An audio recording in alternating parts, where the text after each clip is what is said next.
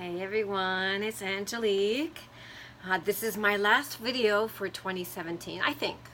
I might change my mind. It's a woman's prerogative for these things, you know.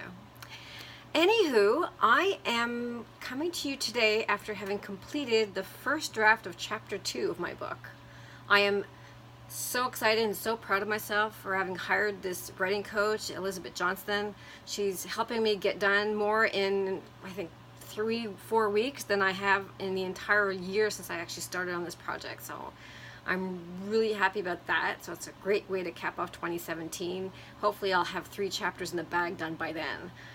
But today's video, I'm going to talk a little bit about chapter 2. And chapter 2 is all about awareness. It's all about knowing your body and knowing your triggers and your patterns and what has led you here. Well, it kind of is. It's more about getting present to the patterns and the triggers and the thoughts that go around in your head and really recognizing where you're at right now so you can kind of assess what you need to do to get to your destination. And I'd like to look at 12 months down the line. And for me, in 12 months, what we're going to be, in 12 months, my book will have launched. That's my big dream. That's what I'm working towards. And that's what's keeping me on my health and wellness path is this really big, juicy stretch of a dream that I have to get into my coaching business and to have my clients and get this book out and really get out there in 2018. So in writing this chapter, I had to really get present to my own journey since 2014. So it kind of started for me, like really started for me big time, was when my mother was sick in the hospital. She had a herniated intestine and she almost died. And she was in the hospital for over a month. She was in there for the whole summer pretty much. And she was actually in a coma for 4 days. So that's when I really started getting interested in health and wellness and all this kind of thing to keep myself healthy. But I wasn't really applying what I was learning.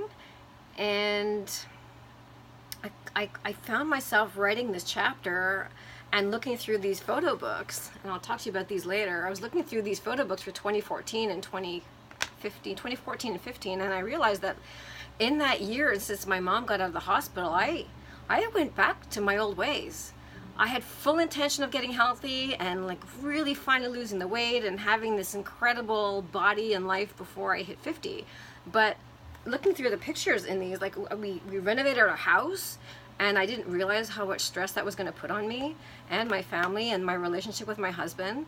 We went on a couple cruises, which was awesome.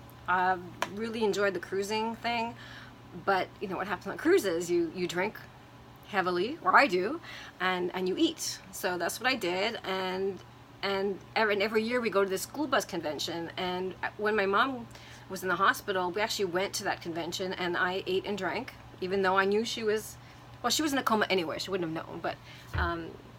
But the year after, I was looking through my 2015 book, and here I was at that same convention, bigger than I was the year before, and I'm looking at this picture of myself in here, thinking how awful I felt, and my clothes were tight. I had trouble figuring out what to bring on this trip last year. No, it was last year, 2 years ago. But of course, a lot has changed since then. But it's just the fact of going through these old patterns and finding things that keep us stuck in our old habits and not really letting go of the way our lives used to be.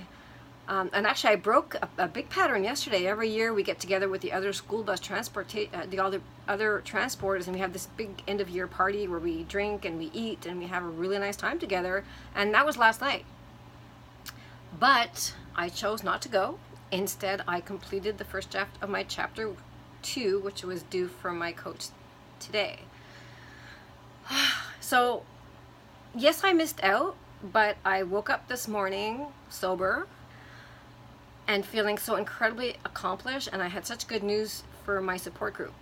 And it was really empowering to be able to tell them that I chose myself over my addictions.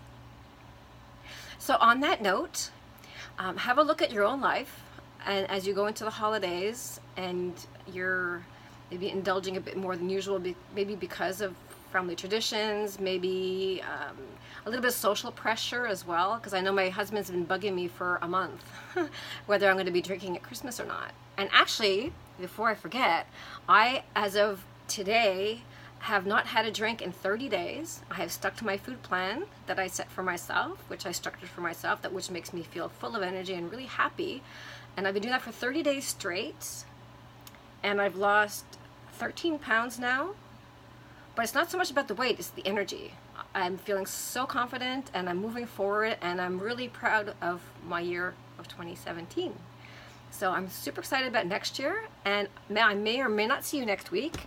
But in the meantime, happy holidays, take care of yourself, and I'll see you next year. Bye.